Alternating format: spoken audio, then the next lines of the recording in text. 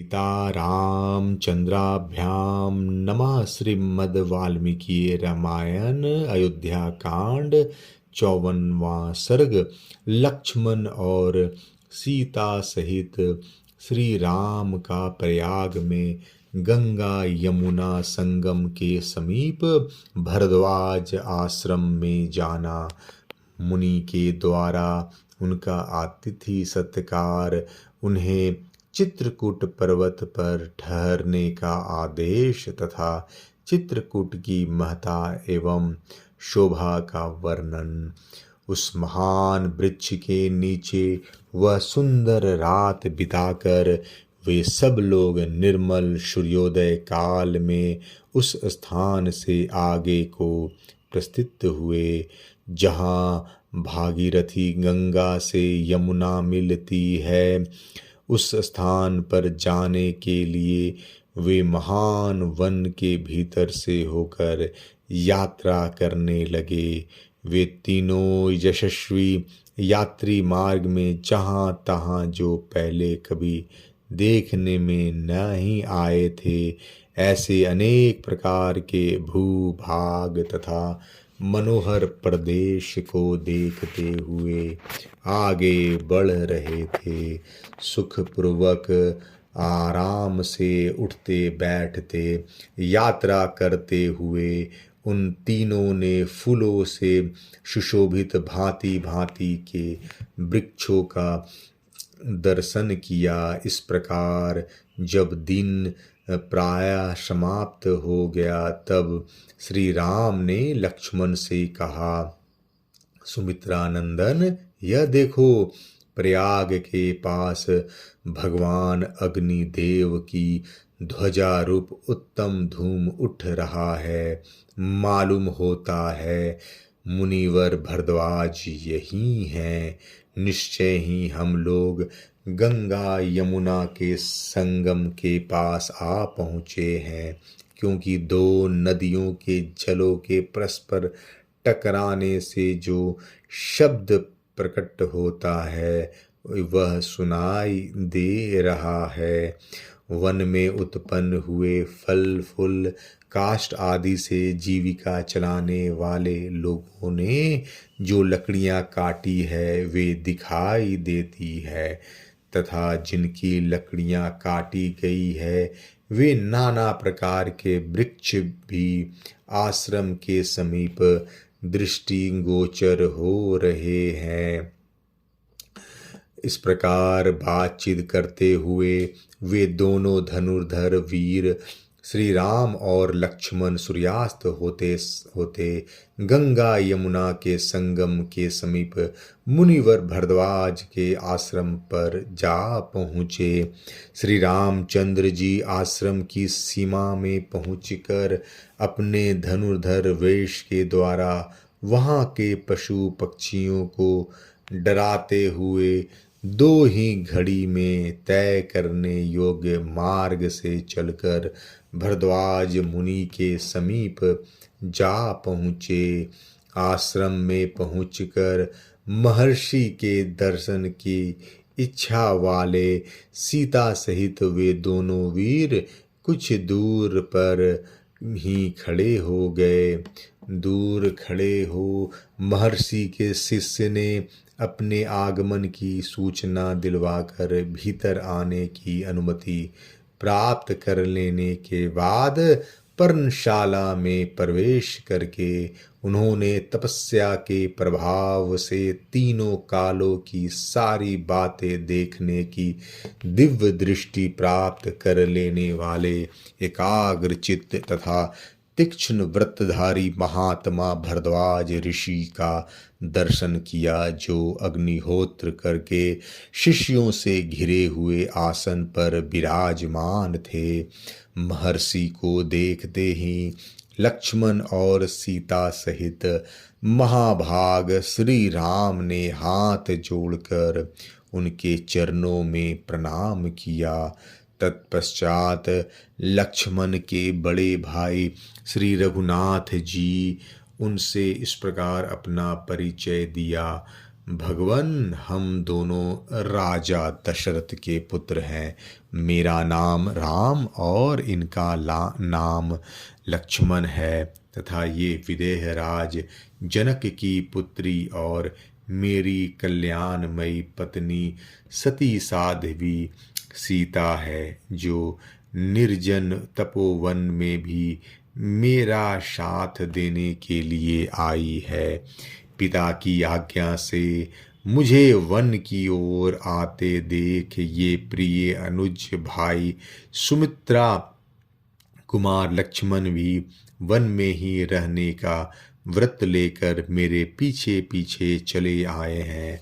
भगवान, इस प्रकार पिता की आज्ञा से हम तीनों तपोवन में जाएंगे और वहाँ फल मूल का आहार करते हुए धर्म का ही आचरण करेंगे। परम बुद्धिमान राजकुमार श्री राम का वह वचन सुनकर धर्मात्मा भरद्वाज मुनि ने उनके लिए आतिथ्य सत्कार के रूप में एक गौ तथा अर्ध जल समर्पित किए। उन तपस्वी महात्मा ने उन सब को नाना प्रकार के अन्न, रस और जंगली फल मूल प्रदान किए। साथ ही उनके ठहरने के लिए स्थानों की भी व्यवस्था की। महर्षि के चारों ओर मृग, पक्षी और ऋषि मुनि बैठे थे और उनके बीच में विराजमान थे। उन्होंने अपने आश्रम पर अतिथि रूप में पधारे हुए श्री राम का स्वागत पूर्वक सत्कार किया। उनके उस सत्कार को ग्रहण करके श्री रामचंद्र जी जब आसन पर विराजमान हुए, तब भरद्वाज ने उनसे यह धर्मयुक्त वचन कहा। ककुतस्थ कुलभूषण श्री राम, मैं इस आश्रम पर दीर्घकाल से तुम्हारे शुभागमन की प्रतीक्षा कर रहा हूँ। आज मेरा मनोरथ सफल हुआ है। मैंने यह भी सुना है कि तुम्हें अकारण ही वनवास दे दिया गया है। गंगा और यमुना, इन दोनों महानदियों के संगम के पास का यह स्थान बड़ा ही पवित्र और एकांत है। यहाँ की प्राकृतिक छटा भी मनोरम है। अतः तुम यहीं सुखपूर्वक निवास करो। भरद्वाज मुनि के ऐसा कहने पर समस्त प्राणियों के हित में तत्पर रहने वाले रघुकुल नंदन श्री राम ने इन शुभ वचनों के द्वारा उन्हें उत्तर दिया। भगवान, मेरे नगर और जनपद के लोग यहाँ से बहुत निकट पड़ते हैं, अतः मैं समझता हूँ कि यहाँ मुझसे मिलना सुगम समझकर लोग इस आश्रम पर मुझे और सीता को देखने के लिए प्रायः आते जाते रहेंगे। इसी कारण यहाँ निवास करना मुझे ठीक नहीं जान पड़ता।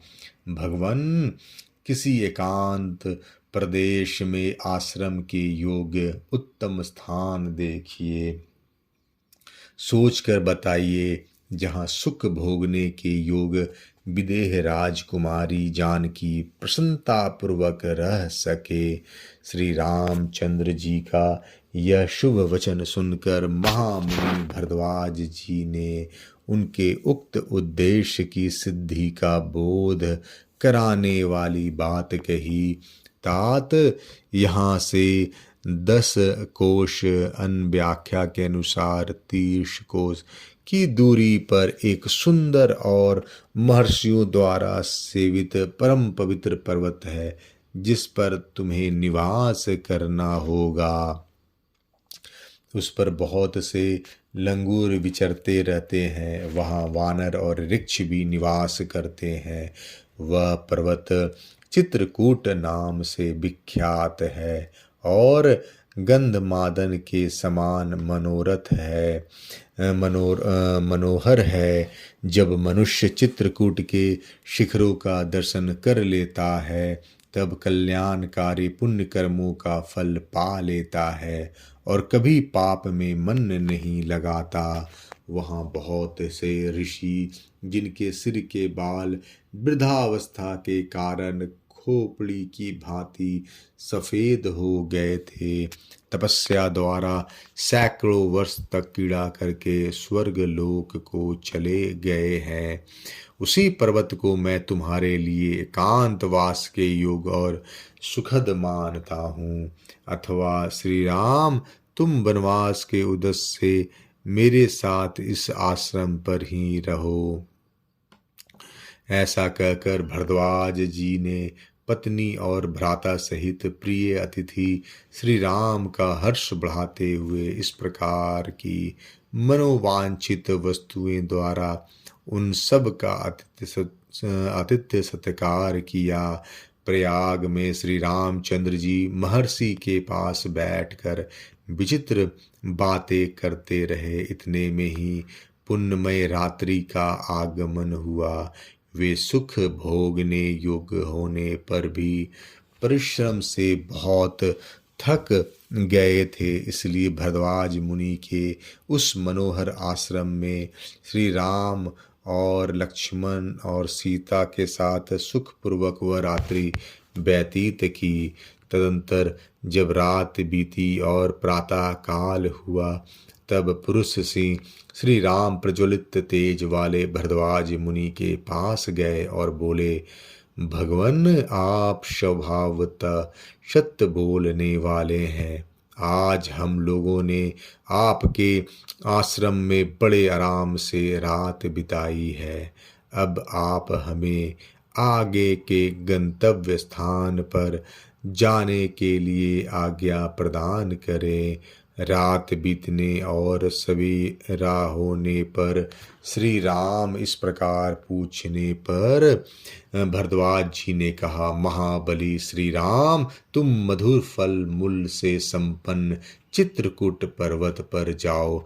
मैं उसी को तुम्हारे लिए उपयुक्त निवास स्थान मानता हूँ। वह सुविख्यात चित्रकूट पर्वत नाना प्रकार के वृक्षों से हरा भरा है। वहाँ बहुत से किन्नर और सर्प निवास करते हैं।